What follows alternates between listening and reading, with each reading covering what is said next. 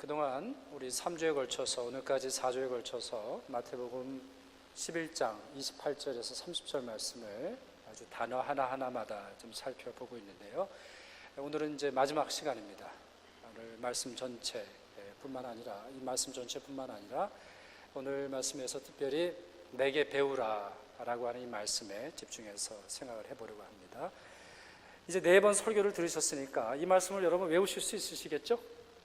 자, 이 말씀은 크게 다음과 같은 구조로 이루어졌습니다. 하나의 약속을 하나님이 주셨어요. 그 약속이 무엇이죠? 내가 너희를 쉬게 하리라. 내가 너희를 쉬게 하리라. 이 말씀이 이 전체 말씀의 중심이 됩니다. 그러면 이 말씀, 하나님이 우리를 쉬게 하신다고 할 때 그 쉼이 우리에게 어떻게 주어집니까? 3개의 명령을 통해서 됩니다. 첫째, 예수님께 가야 합니다. 내게로 오라. 수고하고 무거운 짐진 자들아 다 내게로 오라. 그러니 여러분이 만약에 쉼이 필요하다면 주님께 가셔야 되는 거예요. 둘째, 내 멍에를 메라. 내 멍에를 메라 말씀하셨어요. 여러분, 그냥 어떠한 책임, 어떠한 사명 없이 존재하는 게 쉼이 아니라는 걸 말씀을 드렸죠. 때로는이 아니라 대부분이에요. 대부분 여러분들이 주님의 사명을 감당할 때 비로소 여러분의 영혼과 여러분의 삶이 온전히 쉬게 되는 것을 경험하실 거예요. 그리고 마지막 3번째, 오늘 말씀 있죠? 내게 배우라. 내게 배우라. Learn from me 이렇게 되어 있어요. 조금 우리가 생각해 볼 만한 그러한 내용이 있죠. 자, 배운다라고 할 때 이것은 신약 성경에서는 이렇게 말합니다. 배운다, learn 이런 동사보다 가르침을 받는 게 배우는 겁니다. 자, 배우는 게 뭐라고요? 가르침을 받는 게 배우는 거예요. 그런데 가르친다라고 할 때 신약 성경은 3가지 단어를 씁니다. 첫째는 이렇게 설교 중에나 아니면 수업 중에 누군가를 통해서 배우는 지식을 말합니다. 지식을 배울 때 말하는 그런 단어가 있습니다. 또 2번째는 잘 알아듣지를 못하니까 자세하게 설명을 해줘요. 예화도 설명을 해준다거나 또 다른 방식의 설명을 통해서 어떠한 개념, 어떠한 일들을 구체적이고 분명하게 설명할 때 쓰는 단어가 있습니다.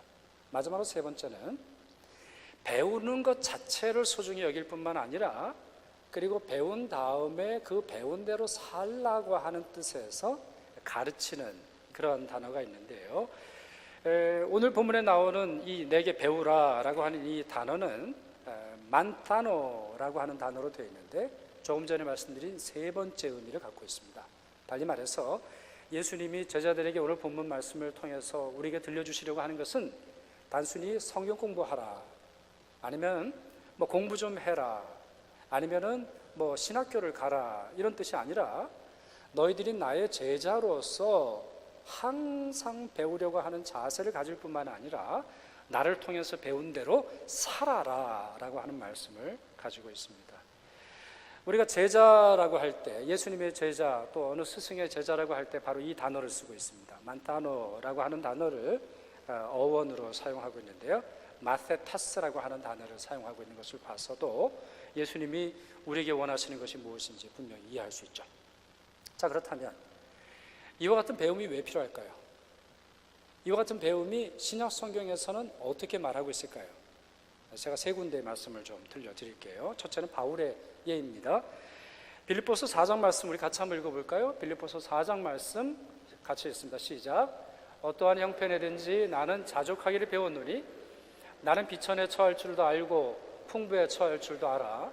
모든 일, 그 배부름과 배고픔과 풍부와 궁핍에도 처할 줄 아는 일체의 비결을 배웠노라. 내게 능력 주시는 자 안에서 내가 모든 것을 할 수 있느니라. 아멘. 우리가 자주 묵상하는 말씀이죠. 우리가 좋아하는 말씀이죠. 자족. 어떠한 형편에서도 바울은 중심을 지킬 수 있었어요. 유교에서는 뭐라고 말할까? 이런 거를 중용이라고 하죠. 군자의 도, 흔들리지 않는 것. 가난할 때나 부유할 때나. 어떤 사람은 가난할 때 흔들리고 어떤 사람은 또 부유할 때 흔들리는데요, 바울은 항상 자족하는 삶을 살았습니다. 그럼 이와 같은 자족의 삶 어디서 왔어요? 바울의 자족의 삶은 자기가 고안한 겁니까? 자기가 삶 속에서 스스로 터득한 거예요? 아니에요. 오늘 본문 뭐라고 말하고 있죠? 배웠다라고 말하고 있어요. 한순간에 배운 것이 아니라 그의 삶 전체에서 그와 같은 것의 필요함, 그와 같은 것의 고상한 삶의 모습을 그는 계속적으로 배워 나갔기 때문에 자족할 수 있었던 것이죠. 여러분, 자족하기를 원하십니까? 여러분 삶 속에서 어떠한 환경 속에서도 흔들리지 않는 굳건한 신앙생활을 하기를 원하세요? 그럼 오늘 본문에서는 배우는 것 외에는 다른 방법가 없다라는 것을 말해주죠. 두 번째는 요한계시록 말씀이에요. 요한계시록 말씀 제가 이번 시리즈 설교하면서 계속 반복해서 말씀을 드리는데요.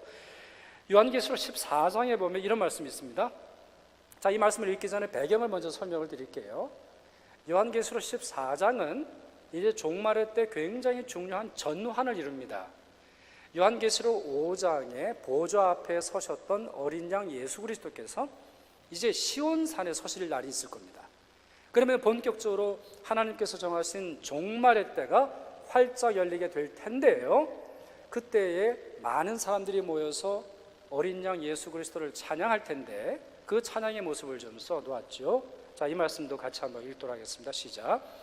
그들이 보좌 앞과 내 생물과 장로들 앞에서 새 노래를 부르니 땅에서 속량함을 받은 14만 4천 밖에는 능히 이 노래를 배울 자가 없더라. 아멘. 여러분, 종말의 때는 찬양의 때입니다. 우리 성가대 오늘 찬양 참 감사하는데요, 종말의 때는 예수 그리스도를 찬양할 때입니다. 여러분들이 늘 예수 그리스도의 그 이름과 하신 일과 성품을 찬양하시길 바라는데요, 자, 이와 같은 찬양을 부르는데 아무나 오지 못하네요.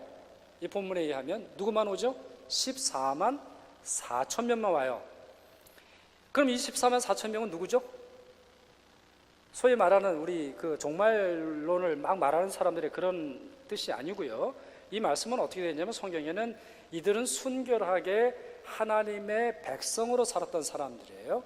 이들은 어린 양 예수께서 어디로 가든지 따랐던 사람들이에요. 이들은 하나님과 어린 양에 속한 사람들이에요. 그러면 하나님께 속해 있다는 것을 무엇으로 증명할 수 있어요?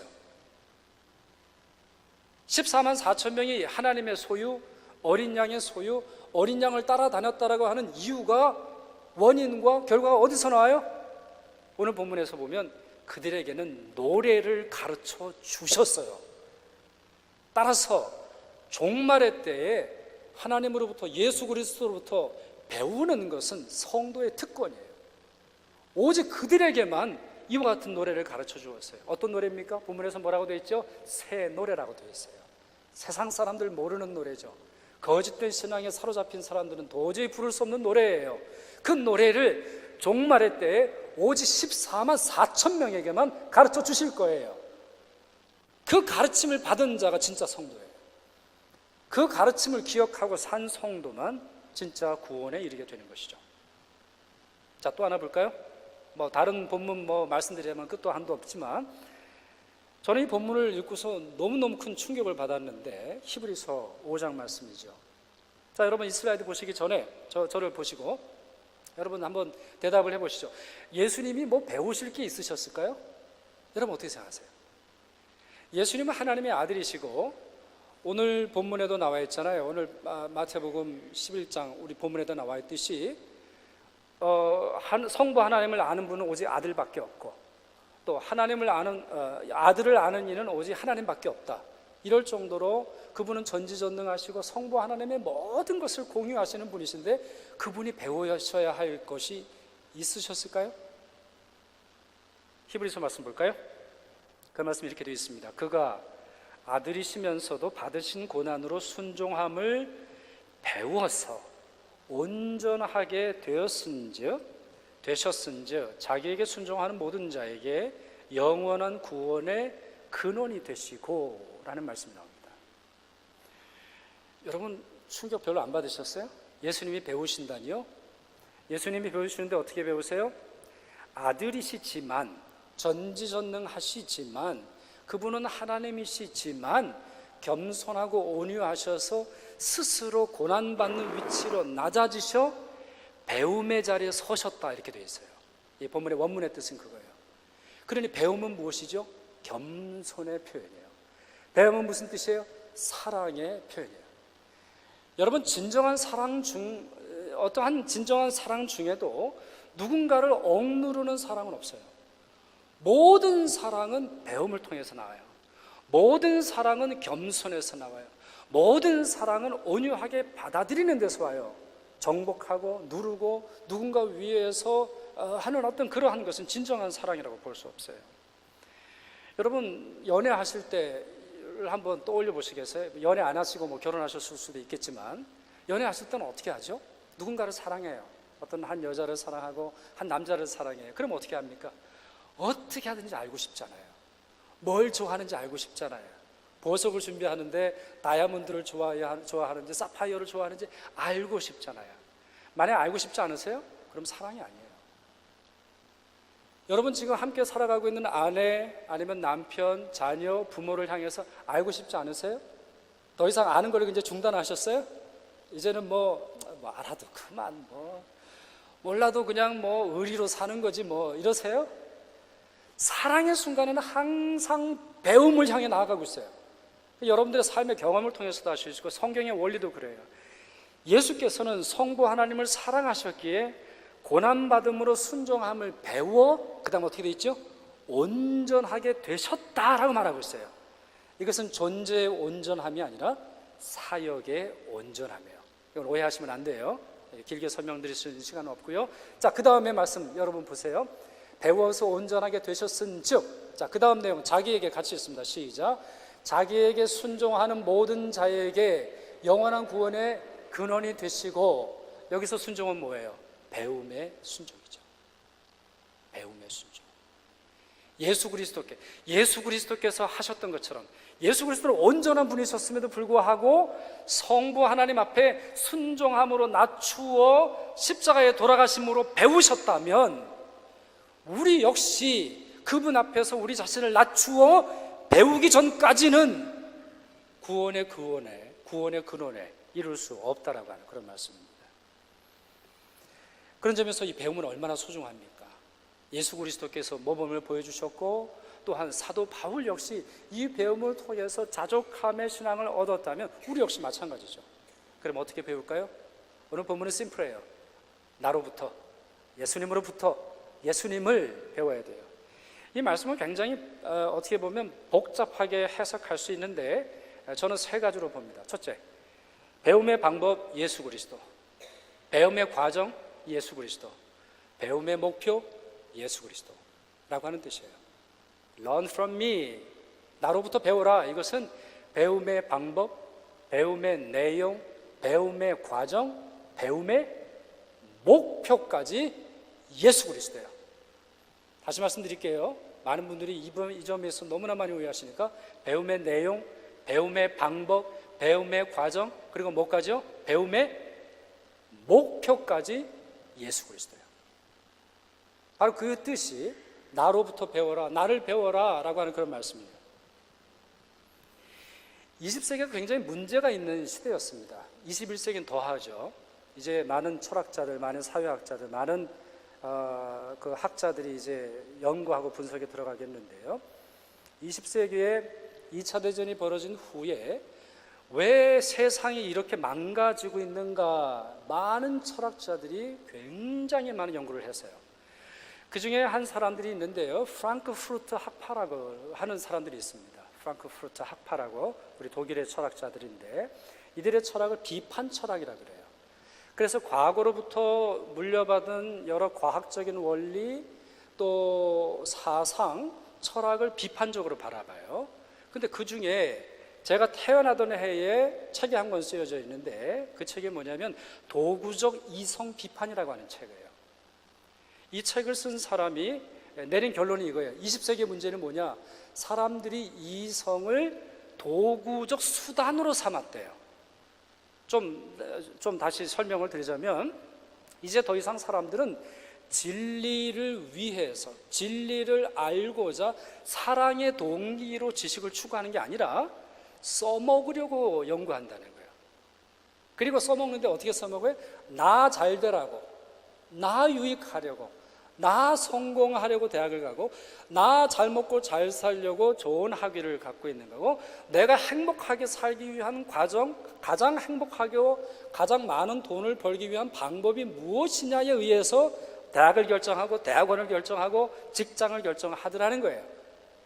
그 사람의 이성이 추구해야 되는 중요한 목표가 있는데, 그것이 오직 자기의 유익과 자기의 욕망으로 바뀌어서 바로 20세기는 문제가 생겼다, 이렇게 해석을 하고 있습니다. 안타까운 점은 성도들조차도 이러한 시대의 흐름 속에서 신앙생활을 하고 있다는 것이 20세기의 비극이죠. 예수께서는 분명히 이렇게 말씀하셨죠. 먼저 하나님의 나라와 하나님의 의를 구하라. 먼저, 여기서 말하는 먼저는 시간의 순서일 뿐만 아니라 우선순위를 말씀해 주시는 것입니다. 여러분들이 아무리 힘들어도, 여러분의 사정이 아무리 급해도, 여러분의 비명소리를 아무리 지르고 싶다 할지라도 주님이 주시는 원칙은 무엇이죠? 먼저 하나님의 나라와 하나님의 의를 구하는 것이에요. 그러면 이 모든 것이 더하리라 그랬어요. 여기서 말하는 이 모든 것이 무엇이죠? 여러분의 실제의 필요성, 여러분들이 느끼는, 여러분들의 피부로 느끼는 바로 그 필요성은 주님께서 그 다음에 주시는 것이다 말씀을 하고 있죠. 그러나 많은 성도들이 어떻게 살아가죠? 자기의 유익, 자기에게 필요한 말씀, 자기에게 필요한 은혜, 자기가 당장 요청되는 것만 주님 앞에서 나와서 요구하고 있는 그런 실정이에요. 그래서 많은 목사님들의 설교, 많은 책들의 제목이 이렇잖아요. 성공하는 10가지 법칙. 여러분, 10가지 법칙을 알면 성공하든가요? 정말 거짓말들이죠. 건강을 유지하기 위한, 건강을 회복하기 위한 5가지 법칙, 10가지 법칙, 자녀를 하버드 대학 보내는 7가지 비법. 여러분, 주님께서 우리에게 가르쳐주신 진리를 7가지로 요약해서 여러분 알 수 있을까요? 10가지로 요약하면 되는 건가요? 될 수도 있겠죠. 근데 왜 이런 식의 표현과 이런 식의 글과 설교와 말들이 있을까요? 유익하게. 너 이거 필요하지? 너 이거 정말 필요하지? 자녀 교육 잘하고 싶지? 자녀 교육 성공하고 싶지? 잘 살고 싶지? 노후를 평안하게 보내고 싶지? 라고 하는 우리의 욕망을 자극하는 그러한 대답, 말씀을 채워지고 있는 것이죠. 마태복음 11장, 오늘 말씀의 배경을 여러분 누차 말씀드리잖아요. 여러분 항상 말씀을 읽으실 때는 그 말씀의 배경을 이해하셔야 돼요. 이 말씀의 배경은 베세다, 고라신, 가버나움이라고 하는 마을 사람들에게 주셨는데요. 그 사람들 뭐가 문제죠? 은혜가 부족해요? 기적이 부족해요? 예수님의 사랑이 부족하던가요? 예수님의 말씀이 부족해요? 아니에요. 회개하지 않았기 때문에 주신 말씀이에요. 예수님을 좋아하고 따르기는 하면서도 예수님을 이용하려고 했던 사람들, 그들에게 주신 말씀이 바로 오늘 본문이라고 하는 것이죠. 이 마태복음 11장의 내용이 그대로 요한복음 6장에 나와요. 그런데 내용이 나오는 건 아니고 같은 배경이죠. 같은 때 같은 의도로 주신 말씀을 요한복음에 또 기록을 해 놓았는데요. 여기서 보면 아주 웃긴 일이 벌어집니다. 왜 웃긴 일인지는 여러분들이 한번 판단해 보시면 좋겠는데, 이제 이 사람들이요, 예수님의 오병이어의 기적을 경험하고 예수님의 기적을 경험하고는 예수님을 쫓아다녀요. 예수님만 쫓아다녀요. 그럴만 하죠. 아니, 예수님만 있으면 먹는 문제가 해결이 되는데요. 예수님만 있으면 입는 것도 해결이 될 수도 있죠. 예수님만 있으면 뭐 병도 고치는데요. 얼마나 좋아요. 그래서 예수님을 아주 가는 곳마다 쫓아다녀요. My Lord, My King, 나의 구주, 나의 구세주, 나의 도움, 나의 방패, 엄청난 고백들을 하면서 예수님을 쫓아다녀요. 그런데 그들의 쫓아다니는 모습, 그들의 열망을 요한복음 이렇게 표현하고 있어요. 억지로 붙들어 임금으로 삼으려 한다. 자, 어떻게 해요?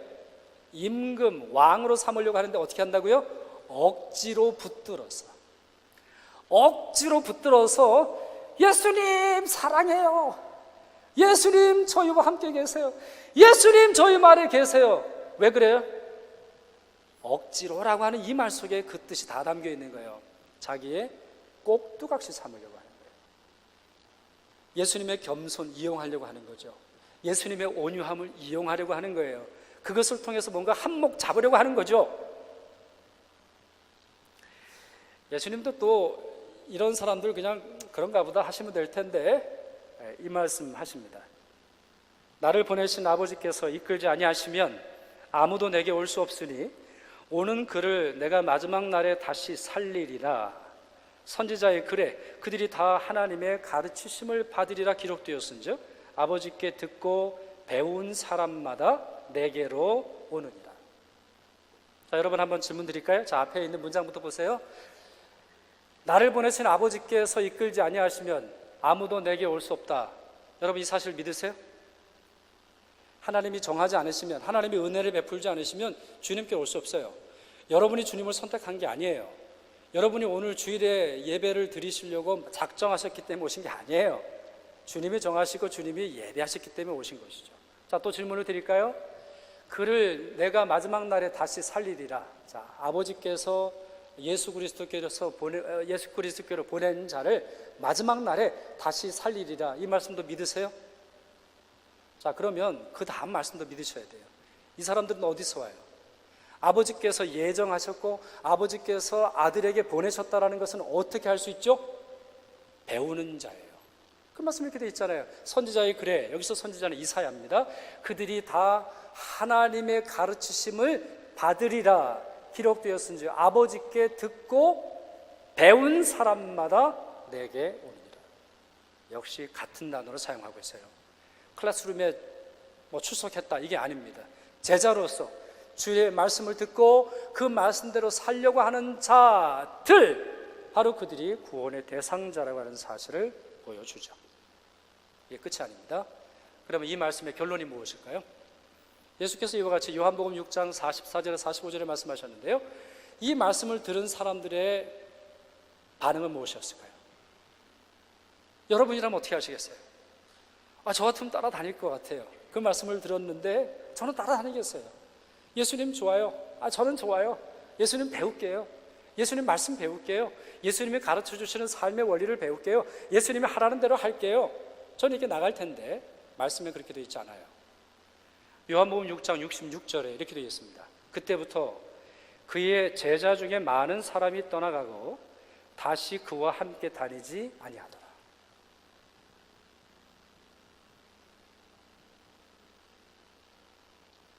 이게 소위 말하는 제자들의 비극이죠. 예수님을 좋아해요. 예수님의 은혜, 예수님의 능력, 예수님이 주시는 여러 달콤한 말씀을 좋아하지만 배우려고 하잖아요. 그 배움이 무엇을 원하는지 잘 알고 있기 때문이죠.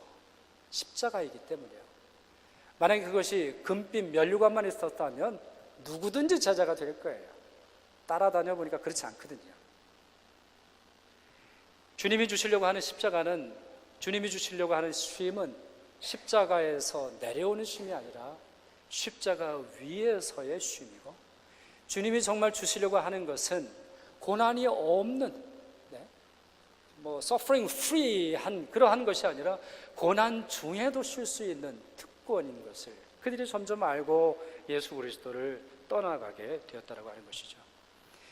예수님을 만났던 사람들, 예수님이 누군지 아는 척하다가 결국에는 예수님을 떠나고 말았습니다. 자, 그렇다면 오늘 말씀이 주어지는, 여러분에게 주는 의미가 명료하죠. 배우셔야 하죠. 배워야 합니다. 배우는 거에 다른 거 없어요. 배우지 않고 구원받으려고 하지 마세요. 배우지 않고 배움으로 예수 그리스도를 따르지 않으면서 구원을 말씀하지 마세요. 그렇다면 구체적으로 어떻게 할까요? 어떻게 하면 좋을까요? 6가지를 말씀을 드릴게요. 첫째, 성경을 읽으세요.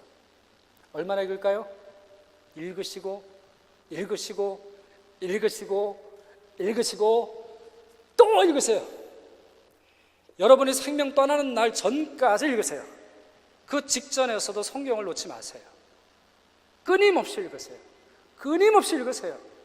사도 바울도요, 그의 감옥에 있으면서 제자였던, 영적의 아들이었던 디모데에게 뭔가 요청하죠. 그 중에 하나가 무엇이에요? 성경책이었어요. 정말 여러분 삶 속에 필요한 것은 성경이에요. 읽으세요. 읽으세요. 또 읽으세요. 두 번째, 설교의 귀를 잘 기울이세요. 설교는 하나님의 말씀이 아니에요. 설교는 하나님의 계시가 아니에요. 굳이 비유를 한다면 밥을 드실 때 여러분 그냥 밥 드실 수 없잖아요. 밥을 어디다 퍼요? 공기에 퍼야 되지 않겠어요? 반찬은 어떻게 먹어요? 수저로 먹어야 되지 않겠어요? 수저 없으면 뭐 손이라도 먹어야 되잖아요. 설교의 기능은 말씀을 여러분에게 전달하는 데 있어요. 저는 그리고 이제 사라지면 되는 거죠. 저는 뭐 설교자로서 남는 것이 아니라 여러분의 마음속에 예수 그리스도를 기억하도록 하는 것이 제 본분이거든요. 근데 설교가 왜 필요한가요? 제가 성경을 어떻게 해석하는지, 배움이라고 하는 것을 제가 어떻게 이해하고 있는지, 제가 빌립보서의 말씀, 또 히브리서의 말씀, 또 요한계시록의 말씀을 통해서 어떻게 그 말씀을 찾아가는 것인지 하나의 이그젠플로 여러분들이 이해할 수 있는 것이죠. 그런 점에서 여러분, 설교를 많이 듣는 것은 여러분에게 결코 도움이 되지 않아요. 제가 많은 분들에게 권유합니다만, 하루에 여러분들이 뭐 설교를 들으실 때 한 편만 들으세요. 제 설교가 아니더라도 다른 목사님의 설교라도 하나만 들으세요. 하실 수 있다면 일주일에 2개만 들으세요. 그리고 뭘 하셔야 되겠어요? 왜 그 말씀을 하셨는지, 어떻게 그 목사님의 말씀을 해석하고 이해를 하고 있는지 여러분들이 배우셔야 돼요. 만약에 그렇게 듣지 않고 그렇게 아무 생각도 없이 여러분 귀로만 설교를 듣다가는 여러분들의 영혼은 바뀌질 않아요. 여러분 찬송 좋아하시죠? 하루 종일 찬송 들으세요? 그러지 마세요.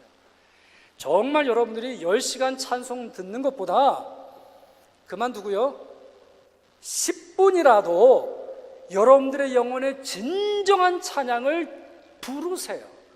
여러분 성경 어디를 봐도 찬송을 들으라 라는 말이 없어요. 찬송을 부르라 했죠. 찬송이라고 하는 주제, 말씀이라고 하는 주제, 여러분이 선택할 수 있는 가장 쉬운 방법이 아니라 가장 어려운 방법을 선택하셔야 돼요. 듣는 건 쉬워요. 부르는 데까지 나아가세요. 설교를 듣는 건 쉬워요. 그러나 그 설교를 통해서 어떻게 메시지를 풀어가는지를 여러분들 배우셔야 돼요. 여러분들이 목사가 아니더라도. 세 번째, 책을 많이 읽으세요. 책을 좀 많이 읽으세요. 얼마나 많이 읽을까요? 그냥 많이 읽으세요. 묻지 마시고 그냥 많이 읽으세요. 많이 읽으세요. 그리고 쉬운 책 읽지 마세요. 읽어도 머리에 남지 않는 거 그냥 읽지 마세요. 예화만 많이 있는 거 읽지 마세요. 누구 스토리 읽지 마세요. 우리가 무슨 감동이 부족해요? 하나님의 말씀을 풀어주는 책을 읽으세요. 저는 여러분들에게 정말 권유하고 싶은데 청교도들의 책을 읽으세요. 이 퓨리탄즈의 책을 읽으세요. 청교도들의 말씀을 읽으세요. 그들의 성경 해석법을 배우세요. 오직 성경에 목숨을 걸었던 그들의 책들을 읽어보세요. 네 번째, 성도들과 함께 공부하세요. 혼자 공부하지 마세요. 혼자 공부하는 걸로 만족하지 마세요. 혼자 공부해서 도를 터득했다고 생각하지 마세요. 같이 공부하세요. 정말 같이 공부하세요. 저는 사실 신방을 굉장히 좋아하는데 여러 교회 때문에 신방을 못해요. 신방하면서 제가 많이 배워요. 특히 저보다 연배가 있으신 우리 성도님들 신방하면 얼마나 많이 배우는지 몰라요.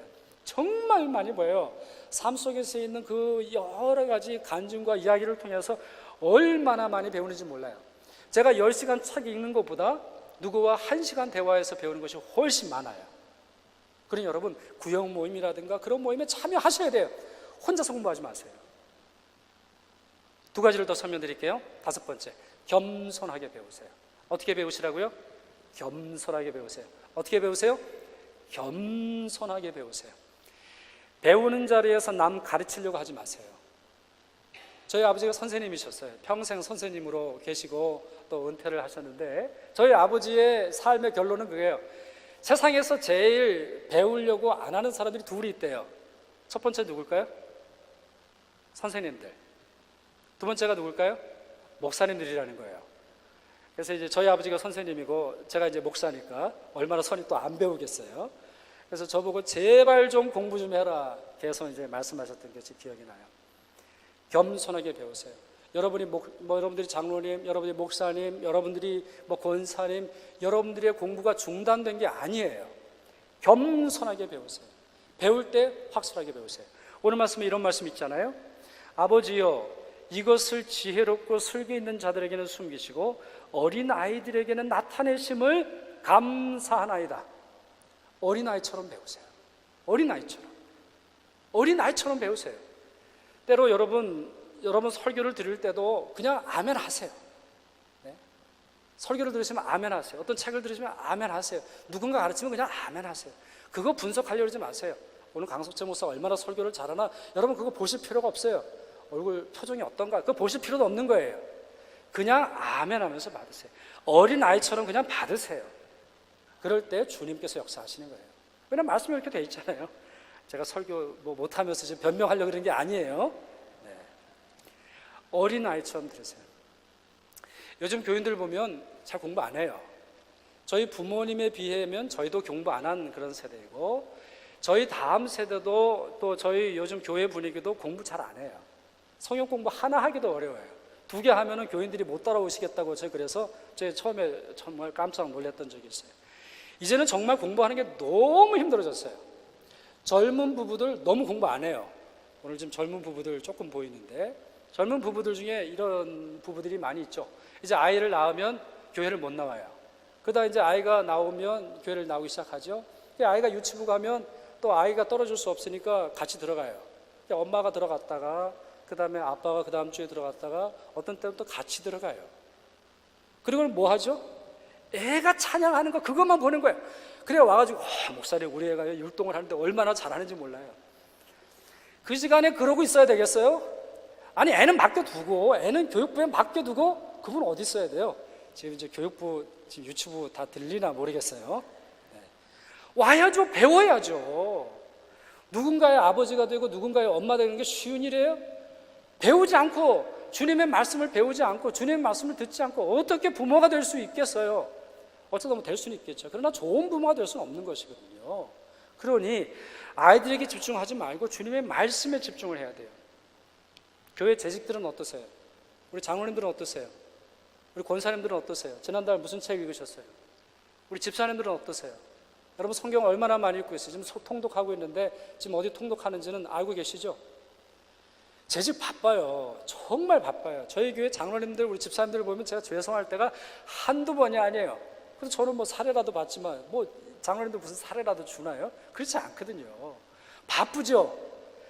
바쁘다고 공부하는 자리, 바쁘다고 말씀 보는 자리, 바쁘다고 기도하는 자리 정말 그러면 정말 바쁜 거예요.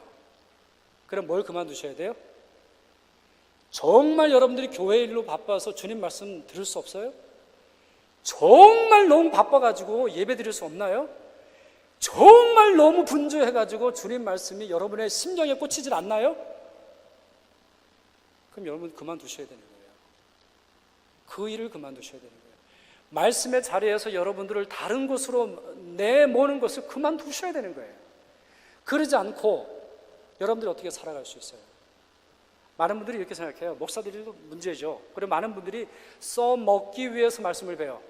재직들이 되면 되게 이게 큰 병이 돼요. 네? 우리 구역 인도자도 오늘 좀 이따 만나겠지만 구역 인도자가 되면 큰 병에 걸려요. 목사가 되면 큰 병에 걸려요. 전도사가 되면 큰 병에 걸려요. 말씀을 보는데 어떻게 봐요? 써먹으려고 봐요. 내일 뭐 설교해야 되지? 저도 이제 오늘 설교가 끝나면은 이제 오후에 가서 다음 주 설교를 준비하거든요. 오직 그것만 보는 거, 그거 병이에요. 써먹기 위한 말씀이 여러분의 생명을 바꾸는 거 아니에요. 여러분을 위한 양식을 먹기 전까지 여러분 살 수 없어요. 여러분 재직도 기억하세요. 여러분들의 영혼의 양식이 채워지지 않는다면 휴가를 요청하세요. 장로님들이 저에게 휴가를 요청하셔서 정말 말씀에 깊이 들어갈 시간을 가지셔야 돼요. 그러지 않고 주님의 일을 할 수 없는 것이에요. 마지막으로 6번째, 기도하면서 배우세요. 어떻게 배우세요? 기도하면서 배우세요. 어떻게 배우세요? 기도하며 배우세요. 어거스틴이 회심한 이야기는 여러분 잘 알고 계시죠? 그렇죠? 여러분이 어거스틴이 어느 그 무화과 나무 밑에 있다가 톨렐레게라고 하는 집어들러 읽어라 하고 해서 회심하는 장면은 잘 아실 거예요. 뭐가 회심이에요? 사실 이제 저도 예화로 많이 안 들었으니까 여러분 거기까지는 얘기 잘 아시죠? 저희 목사들이 문제죠. 그 뭐가 회심이에요? 그가 경험한 게 뭐예요? 어거스틴이 말하는 회심이 무슨 뜻이에요? 무엇이죠? 그가 이렇게 말했어요. 그의 책에 보면 분명히 나와요. 그것은 어머니의 기도 때문입니다. 나는 이 사실을 주저없이 인정합니다. 즉, 자, 그 다음 내용이 중요한 겁니다.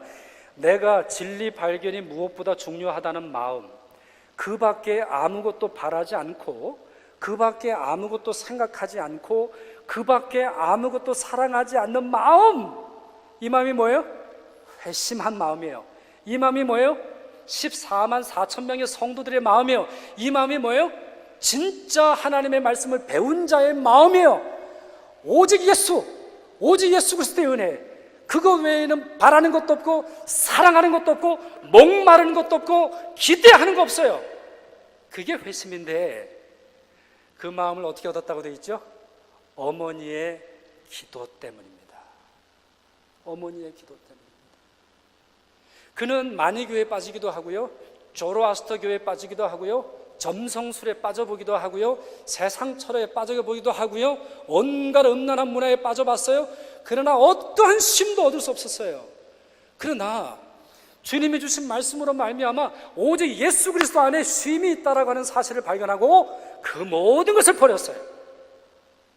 그와 같은 원리를 어디서 배웠어요? 그와 같은 은혜를 누구를 통해서 경험했어요? 어머니의 기도라는 거예요. 여러분, 기도 없이 주님께 나아갈 수 없어요. 기도 없이 여러분의 감각, 여러분의 이성 너머에 존재하는 그리스도를 만날 수 없어요. 따라서 배우시기 전에 기도하세요. 배우면서도 기도하세요. 배우고 난 다음에도 기도하세요. 그럴 때 진정한 예수 그리스도의 은혜가 여러분에게 임할 것입니다. 기도하겠습니다.